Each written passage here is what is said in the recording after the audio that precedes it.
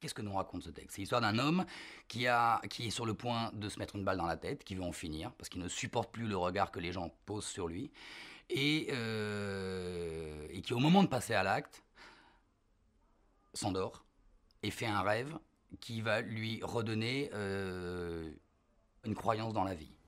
Cette petite fille m'a sauvé la vie parce que toutes ces réflexions ont éloigné le coup de feu et c'est là tout d'un coup que je me suis endormi.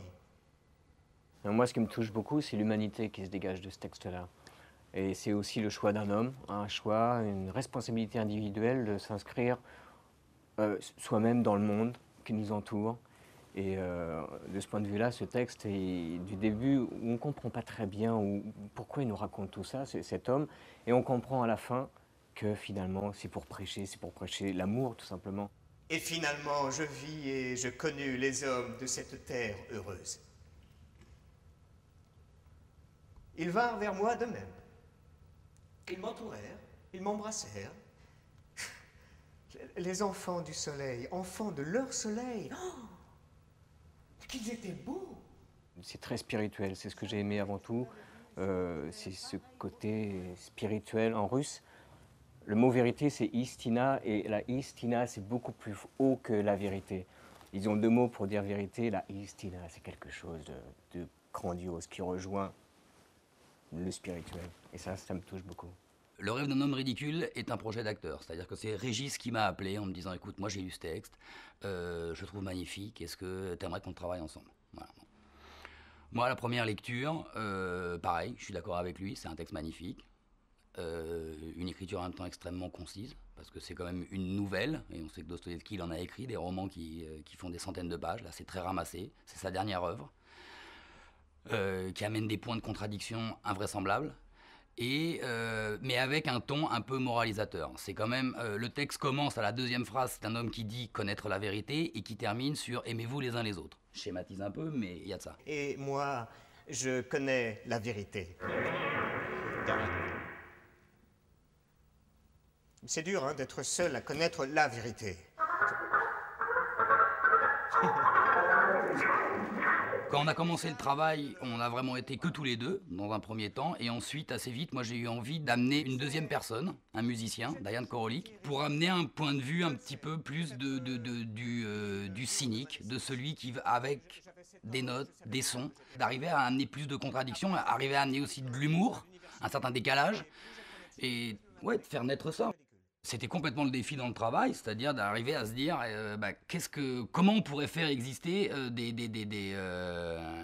faire entendre que ok, on a le droit de penser ça, mais que l'inverse existe aussi. C'est un monologue, mais en même temps c'est plutôt un duo. C'est un espèce de bœuf entre un bassiste, Diane Korolik, et moi.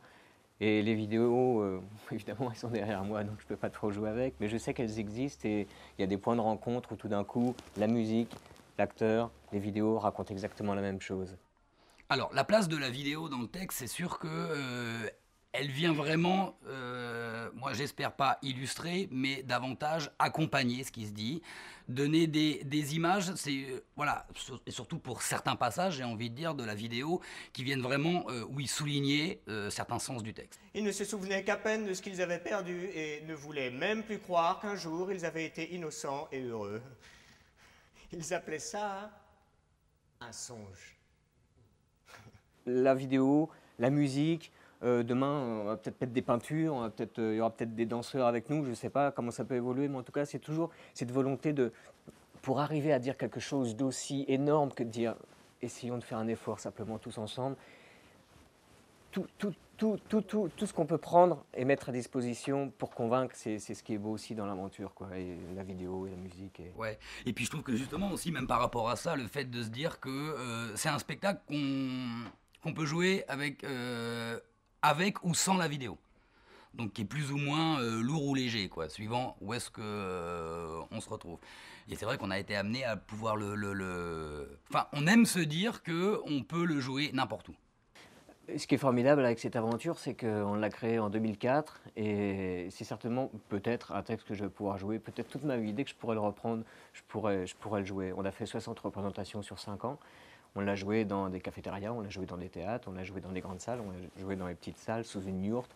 Et c'est vrai que petit à petit, il y a quelque chose, je m'incarne totalement dans ce personnage et c'est vrai que c'est agréable en tant qu'acteur de commencer à savoir comment capter l'attention de ce public qui écoute une chose quand même des fois très très compliquée à saisir. Donc ça c'est la grande expérience que je vis en tant qu'acteur et qui ne va pas s'arrêter là d'ailleurs parce que j'ai l'impression que c'est un peu inépuisable. Je veux bien que ce soit un rêve, mais tout cela ne pouvait pas ne pas être. Vous savez, je vais vous dire un secret, tout cela, peut-être bien, c'était tout sauf un rêve.